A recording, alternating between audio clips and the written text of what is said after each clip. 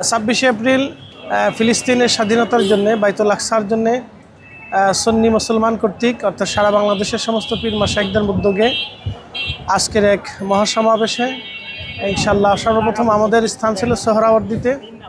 তো প্রশাসন বিশেষ নিরাপত্তার জন্য আমাদেরকে দিয়েছিলেন গোলাপবাগ মাঠে। তো কালকে রাত্রে প্রশাসন আবার বিশেষ নিরাপত্তার জন্য আমাদেরকে প্রেস ক্লাবের সামনে জায়গা করে দিয়েছেন।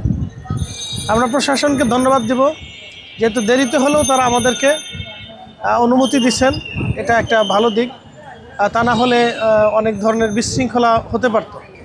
আধিপত্য বিরোধী ইসলামিক ঐক্য মঞ্চের মুসলিম ঐক্য মঞ্চের উদ্যোগে আজকের এই অনুষ্ঠানটা শুধু ফিলিস্তিন ইস্যু না, আমাদের ইস্যুটা হচ্ছে ইন্ডিয়ার মুসলমানরা নির্যাতিত। ইন্ডিয়াতে একটা বিল পাস হচ্ছে, সেটা হচ্ছে ওয়াকফ বিল। তো ওয়াকফ বিলের মাধ্যমে অনেক মসজিদ মাদ্রাসা তারা ধ্বংস করে দেবে, এবং এই মসজিদ মাদ্রাসাগুলি যখন ধ্বংস করবে তখন সারা ভারতে মুসলিম হিন্দু দাঙ্গার সৃষ্টি হবে।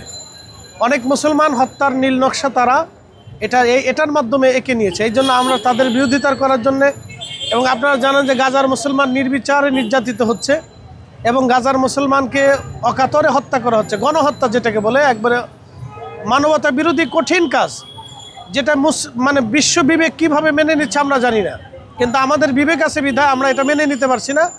এই জন্য বাংলাদেশের সকল আহলে সুন্নাত ওয়াল জামাতের অনুসারী পীর মাশায়েখদের অনুসারীগণ, তরিকতপন্থীগণ আজকে আমরা ঐক্যবদ্ধ হয়েছি।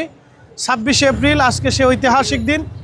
আজকে 26 এপ্রিল সে ঐতিহাসিক দিনে 2025 শনিবারে ইনশাল্লাহ আমরা প্রেস ক্লাব ময়দানে এই আশেপাশের চত্বরে লক্ষ লক্ষ মানুষে সারা বাংলাদেশ থেকে আগত এশকে রসুল প্রেমিক, আল্লাহ প্রেমিক এবং বাইতুল আকসার জন্য নিবেদিত প্রাণ, বাইতুল আকসার জন্য নিবেদিত লক্ষ লক্ষ প্রাণ আজকে এখানে উপস্থিত হয়েছে মানবতার খেদমতে।